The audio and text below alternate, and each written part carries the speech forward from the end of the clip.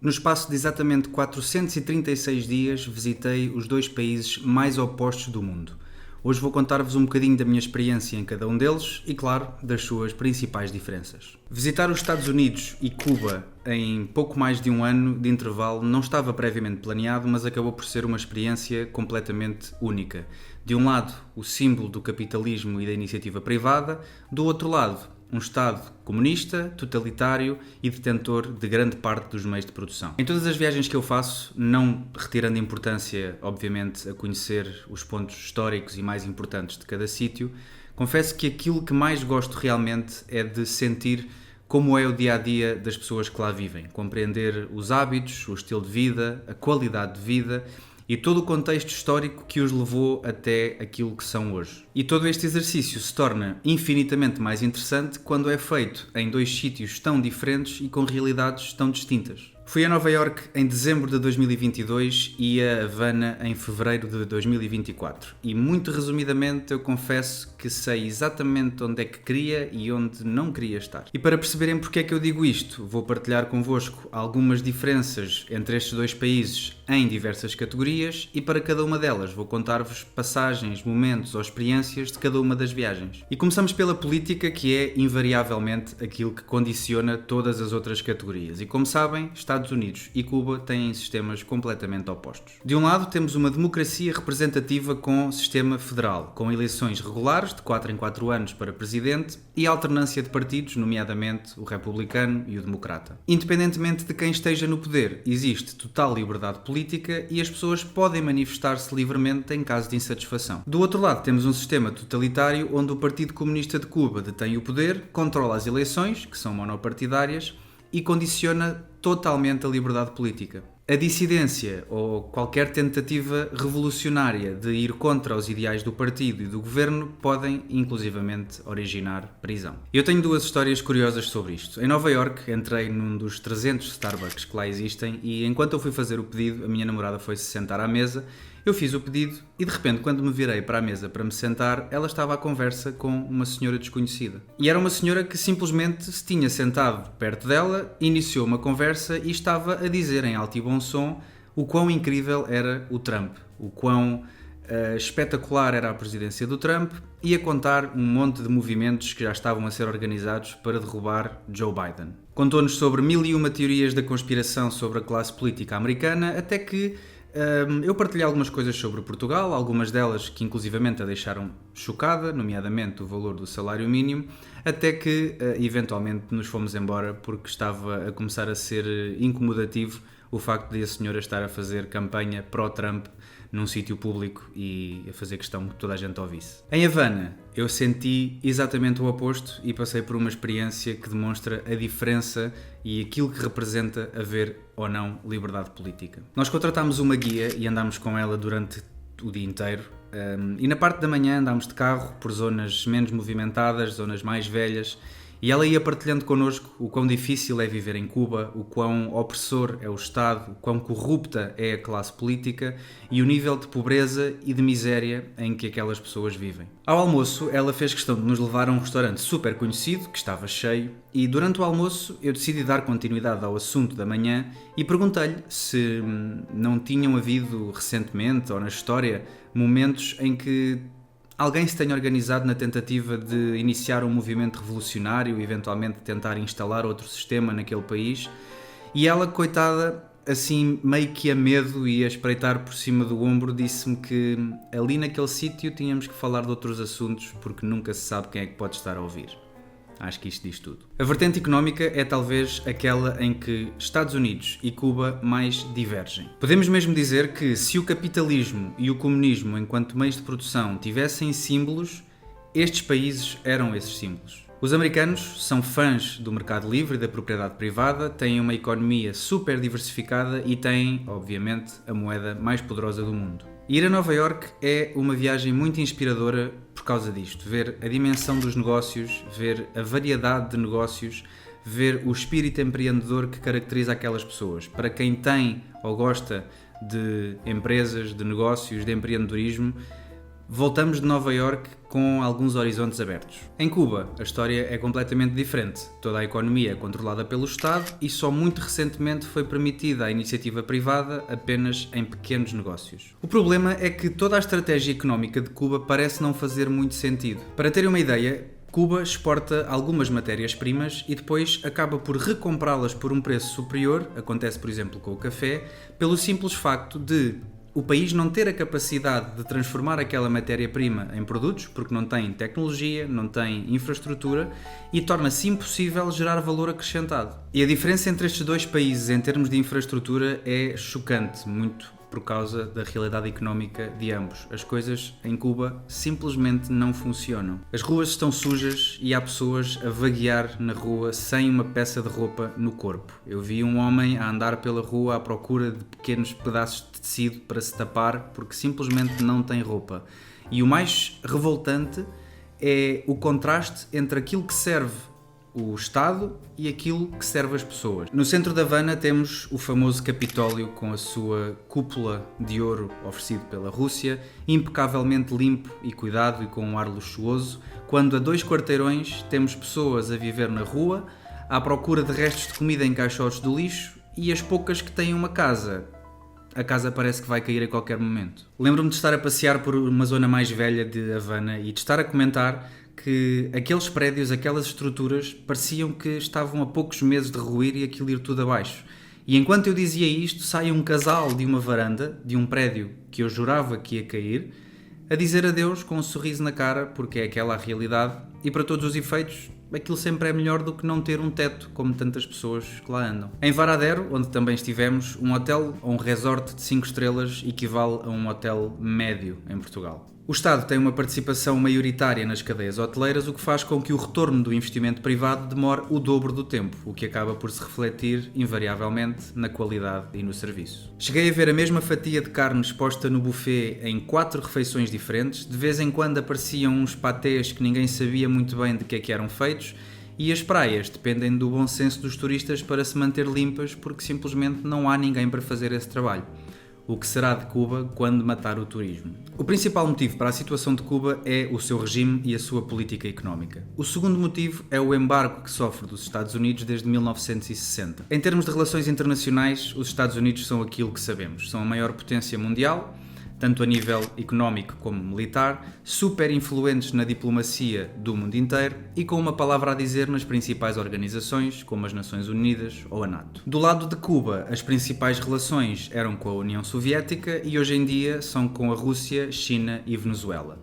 Basicamente, a política externa de Cuba consiste em defender uma oposição aos interesses americanos permanentemente. E este ódio de estimação entre cubanos e americanos vem de há muito tempo. Em 1959, após a Revolução, o governo de Fidel Castro nacionalizou propriedade de pessoas e empresas americanas sem as compensar minimamente. Durante a Guerra Fria, Cuba aproximou-se da União Soviética e tornou-se um ponto estratégico a menos de 200 km da Flórida. Em 1962 foram descobertos mísseis soviéticos em Cuba. A juntar a isto, os Estados Unidos acreditam que o governo cubano continua a violar direitos humanos e a restringir liberdades básicas e por isso o embargo mantém-se até hoje. Este embargo, que consiste numa série de proibições em termos de importações e exportações, juntamente com algumas sanções financeiras, é inclusivamente apoiado pela comunidade cubana nos Estados Unidos porque acreditam que é a única forma de pressionar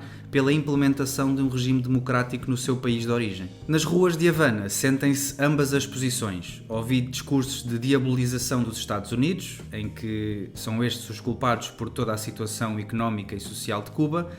Ao mesmo tempo, ouvi discursos um bocadinho mais discretos e sempre a espreitar por cima do ombro que validam a ideia dos cubanos que já se piraram. A questão da saúde é super importante. Como sabem, os Estados Unidos são conhecidos pelo seu sistema maioritariamente privado, onde os programas como a Medicare garantem o acesso a idosos, pessoas com deficiência ou em situação financeira complicada. Para o resto da população, o acesso é caro e normalmente com recurso a seguros de saúde, mas o serviço é conhecido pela sua elevada qualidade e por um grande nível de especialização. E Cuba é conhecida por um sistema universal e totalmente gratuito financiado pelo Estado e pela qualidade dos médicos que consegue formar. Segundo o que a nossa guia partilhou, todos os dados indicam que as faculdades de medicina de Havana são das melhores do mundo. No entanto, a saúde em Cuba não funciona.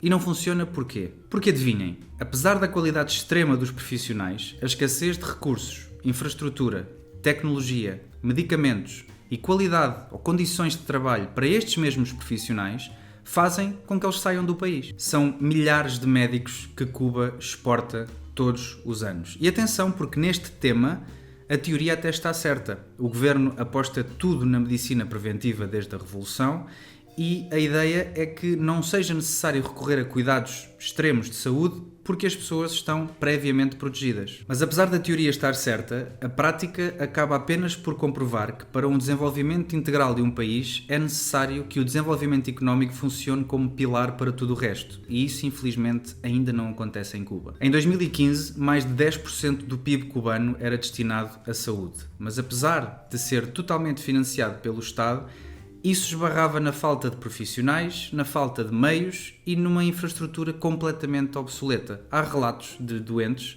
que, já internados num hospital cubano, tiveram que sair do hospital e ir comprar lâmpadas para terem luz no quarto. É este o nível de degradação da infraestrutura cubana. Eu, felizmente, não precisei de assistência médica em nenhum dos sítios. A educação é, obviamente, um dos principais pilares de desenvolvimento dos países e a projeção do seu futuro a 10, 20 ou 30 anos, o que acaba por retirar um bocadinho da esperança de que Cuba algum dia possa ser diferente. O sistema americano não é perfeito, está longe disso, nomeadamente pelo facto de envolver muitas vezes a contração de dívidas astronómicas, mas as oportunidades de trabalho e de carreira acabam por amenizar um pouco essa questão e a educação, ainda que pudesse ser mais acessível, acaba por ser, em última instância, um investimento. O sistema cubano, mais uma vez público e totalmente financiado pelo Estado, permite taxas de alfabetização muito altas, mas em simultâneo acaba por refletir apenas as necessidades daquele país, porque estamos a falar de um sítio onde cerca de 70% da população trabalha para o Estado. Mais uma vez, depende de infraestruturas e recursos degradados ou limitados e das duas uma.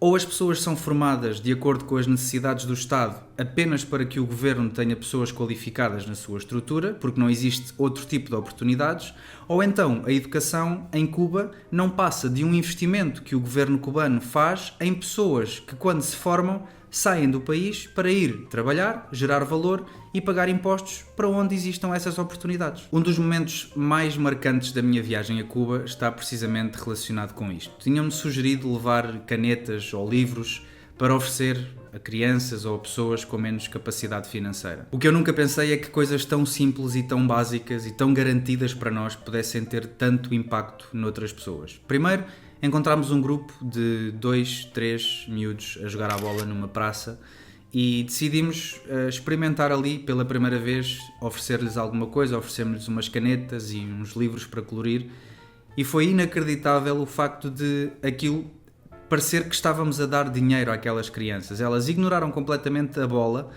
e, pelo menos durante o período em que andámos naquela praça, eles sentaram-se no chão a pintar. Nós estamos habituados ao oposto. Os miúdos não querem livros nem canetas, querem ir jogar à bola. Ali está ao contrário. No mesmo dia, à tarde, vimos um grupo de miúdas com 6, 7 anos e fomos oferecer-lhes alguns lápis e canetas e assim que tirámos a primeira caneta do saco, começaram a aparecer crianças de todos os lados. Às tantas estavam 20 à nossa volta a implorar por uma caneta, à guerra uns com os outros por uma caneta e quase a baterem-se para ficarem com aquela caneta e poderem levar outra para casa, para o irmão, para a irmã, para o pai ou para a mãe. E a situação foi de tal forma extrema que nós perguntámos à nossa guia o porquê daquilo, porquê é que uma caneta tem tanto impacto. E ela disse-nos que a situação de pobreza e degradação do ensino em Cuba é tal que lá ter uma caneta é um sinal de estatuto. É como para nós ter um bom relógio no pulso ou um bom carro. Em Cuba é uma caneta. Para terminar e antes de resumir tudo isto em 3 ou 4 frases, não posso deixar de falar de tecnologia. Nós acreditamos que temos muita tecnologia à nossa disposição até irmos a Nova Iorque. Chegamos lá e vemos aplicações que nunca tínhamos ouvido falar, QR codes para tudo e mais alguma coisa, hotéis que funcionam inteiramente à base de um tablet e startups em todos os cantos a criar as coisas mais revolucionárias do mundo. o nível de desenvolvimento é muito superior ao nosso. Mais importante que isso, na América e também na Europa, a tecnologia é a principal fonte de informação das pessoas. Cuba tem uma política diferente. Além de estar 20 anos atrás da Europa e dos Estados Unidos em termos tecnológicos, o governo opta por limitar o acesso à internet e a tudo aquilo que não possa controlar. O acesso às redes sociais é muito restrito e plataformas como a Netflix estão completamente barradas, o que faz com que haja uma indústria a prosperar em Cuba, a pirataria. E eu compreendo os motivos. Se há coisa que me chocou em Cuba foi ver grafites enormes e declarações de apoio àquele sistema. E as pessoas acreditam mesmo que aquele sistema funciona, mas que pura e simplesmente ainda não foi bem implementado. Mas é óbvio que a restrição de acesso a este tipo de plataformas por parte do Estado tem como principal objetivo limitar o acesso dos cubanos à informação e impedir que eles percebam e que compreendam que existe todo um mundo lá fora e todo um outro conjunto de ideias ou de perspectivas sobre como gerir um país. Se souberem disso e se tiverem consciência disso, a probabilidade de surgirem movimentos revolucionários internos aumenta exponencialmente. A verdade é que, após visitar estas duas realidades, não é difícil fazer uma análise e perceber que, ainda que não exista um sistema perfeito, não é difícil escolher entre um sítio com oportunidades e qualidade de vida e outro sítio que a poucos quilómetros do centro da cidade existem favelas em que o nível de pobreza é tal que é recomendado a turistas não visitar porque podem ficar em choque. Lembro-me de, em Varadero, falar disto com um casal de portugueses com que nos cruzamos, que vivem no Canadá, mas estavam, por acaso, a passar férias em Cuba. E eles contaram-nos essa história. Já tinham ido a Cuba no passado e visitaram uma pequena comunidade que vive de forma autossuficiente através da agricultura, sem água, sem eletricidade e que a única coisa que têm é uma pequena cabana para se protegerem da chuva e a roupa que tinham no corpo no dia da Revolução Cubana há mais de 60 anos. Estamos a comparar o país com mais milionários do mundo com o país onde o salário mínimo permite comprar uma caixa de ovos e 2 ou 3 pacotes de leite. Uma senhora cubana ajoelhou-se aos nossos pés a rezar e a agradecer a Deus porque lhe demos uma caixa de comprimidos para as dores. Diz que vivia há 30 anos em agonia porque no país dela, por isso simplesmente, não existem medicamentos. E eu sei que não são só estes indicadores que medem o nível de desenvolvimento ou de qualidade de vida de um país, mas a realidade em Cuba é de tal forma chocante que se torna muito fácil decidir entre aquilo que está mais perto de estar certo e aquilo que está completamente errado. Não conseguia deixar de me lembrar, enquanto passeava por Cuba, que enquanto via toda aquela miséria e toda aquela degradação, nós temos no nosso país alguns movimentos e forças políticas, nomeadamente com assento na Assembleia, a defender aquelas políticas e aquelas ideias. E depois disto tudo, depois desta incrível experiência, consigo afirmar com toda a certeza que se defendem o que se passa em Cuba é porque muito provavelmente nunca lá foram.